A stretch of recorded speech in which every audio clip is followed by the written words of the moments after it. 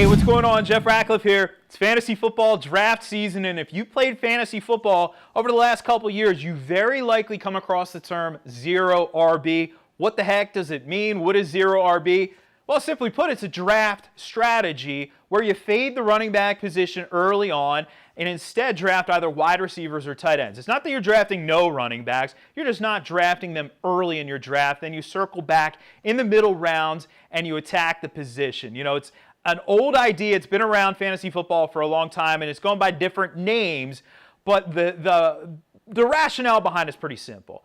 The idea here is that your hit rate is going to be better at wide receiver early on than it is at running back, plus the fact that with everybody else going after running backs, you can zig while they zag and scoop up premium options at the position.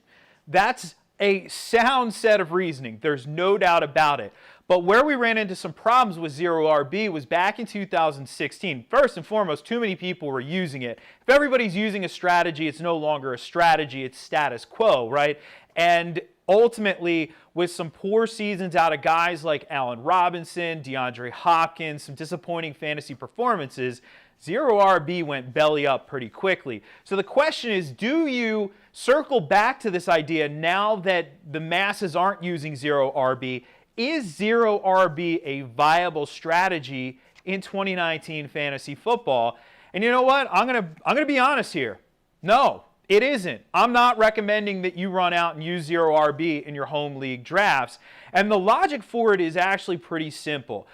And when we look to the wide receiver position and we compare it to the running back position, there is almost, it feels like infinitely more depth at the position. There's significantly more depth at wide receiver this year than there is at running back. When you go into your home league drafts, I'm going to tell you, if it's a 12-teamer or even a 10-teamer, you get about halfway through that. If you're a 16-round draft, by the end of the 8th round, you will not like your options at running back any longer. You're not going to be able to scoop upside running backs in the 10th, 11th, 12th rounds. Remember Arian Foster way back in his breakout season, we were able to get this guy. If you were a sharp drafter, you were able to get him in the 11th or 12th round of your home leagues. There isn't a guy like that this year. You're really just almost tossing darts by the time you get to round 9. In fact, 40 running backs are going to be off the board very likely by the end of the 8th round. So now you're looking at names like Jordan Howard, who's in Philadelphia now, which is a good thing, but it's basically the same offense as Chicago last year, where he averaged 3.7 yards per carry. And I know the raw numbers look good because it was yet another 1,000-yard season, but it was a very inefficient season. Plus Miles Sanders there. I'm not convinced Jordan Howard does a lot for fantasy purposes. Lesean Mccoy in this range. Now, a couple years ago, that would have been phenomenal. I would have taken Lesean McCoy in this range in a heartbeat. But right now, can we even guarantee that he's going to be on the roster when the season opens? Not necessarily. When the team brings in Frank Gore, when they bring in TJ Yeldon, when they draft Devin Singletary, I don't know if we can guarantee that. That's risky in that range. Adrian Peterson, I mean, he could be completely a non-factor if Darius Guice hits the ground running there for Washington. So, I mean, this is the type of running backs we're talking about here. Or we're talking about rookies who are buried on the depth chart, guys who we really want to see make it but maybe won't, like the Kalen Ballages of the world.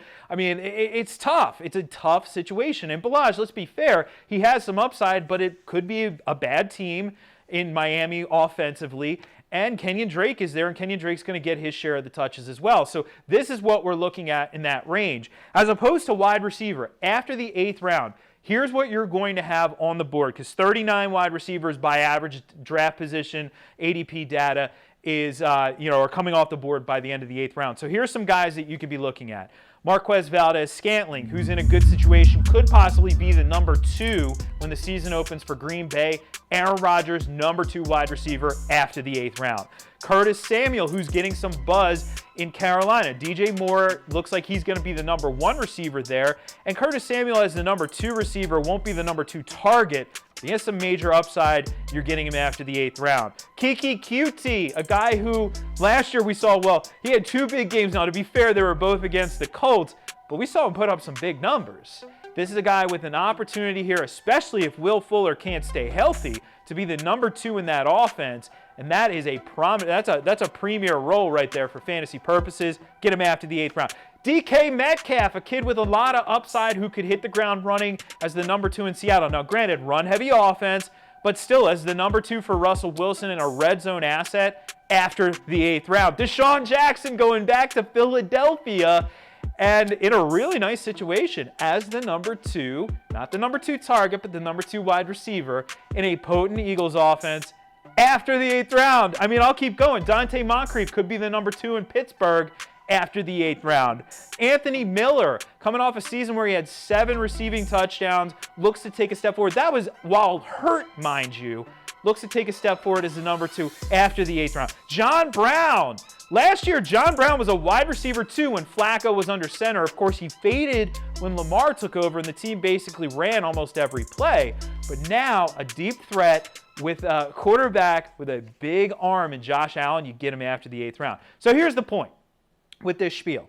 You're going to have more opportunities in the late rounds to pluck upside at wide receiver than you are at running back. So it doesn't make a ton of sense to wait at running back when your options are going to be very thin. In fact, I recommend getting 4, if you're going to draft 4 running backs, like if you have a 16-round draft, typically you're drafting 4 running backs for that squad. I would recommend drafting all 4 of them by the 8th round. Don't wait any longer. You're not going to like your options. Then in the late rounds, obviously you can pluck value at wide receiver. You're going to be waiting at quarterback if you follow our recommendations, and you can get your quarterback back there. You're going to be in a much better situation.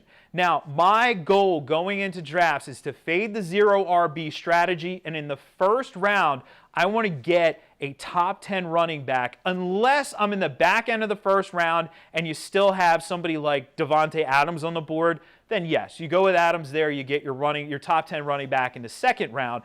But by the end of the second round, I want at least 1 top 10 running back. At least 1. If I can get 2, I'm going to be very happy.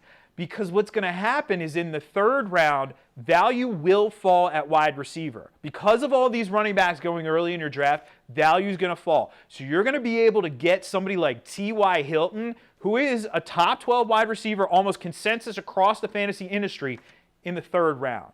Think about that. You could have 2 top 10 running backs and T.Y. Hilton. You don't believe me? I actually did pull this off in my first live draft of the year. It's a very viable strategy. And then I went right back and took a running back in the 4th round. Now, I took David Montgomery. That's typically the range you're going to be looking at. Guys who are right on the cusp of the top 20. So about 20 to 25 in that range. I took Montgomery. There were other options in that area, but why I took him is because there's a lot of potential in that offense for him to hit the ground running as the early down back and a guy who can take some targets away from Tariq Cohen. So now I have 3 running backs through the first 4 rounds. You circle back and maybe get another running back by the 7th or 8th round, and I think you're going to like your roster a whole lot more. So while it's tempting, it is. I know it. It's tempting to go 0 RB. It always is. When it comes down to roster construction, I do think you're ultimately going to be much more happy with how your roster turns out on draft day if you fade 0 RB and in fact go a sort of quasi-0 wide receiver approach where you attack running back early, just hammer the position, get as many good options as you can, and then let that wide receiver value just fall to you. It's going to fall straight on down the board. Every time you go back and look at your rosters, make sure you're aware of what you did and how that had a ripple effect on your roster on draft day. And a lot of times when we draft those wide receivers early, the ripple effect means that we're disappointed at the running back position. Without the depth there, and seriously, I know people are saying, hey, well, there's at least 30 running backs who could be RB1s this year. Well, yeah, but those 30 running backs are going to be off the board by the 5th round. The position thins out so fast that you shouldn't wait this year. Attack it. You're going to be happy with your rosters. If you want to see my draft board, my personal draft board, rankings, projections, everything fully updated for your fantasy football drafts, you can check those out at pff.com. Thanks for watching the PFF YouTube channel. And if you want to subscribe, all you have to do is push the button. Don't forget everything you get. A little fantasy, push the button. A little green line for the gambling aspects of the game, push the button. College football, push the button. The YouTube channel, from PFF.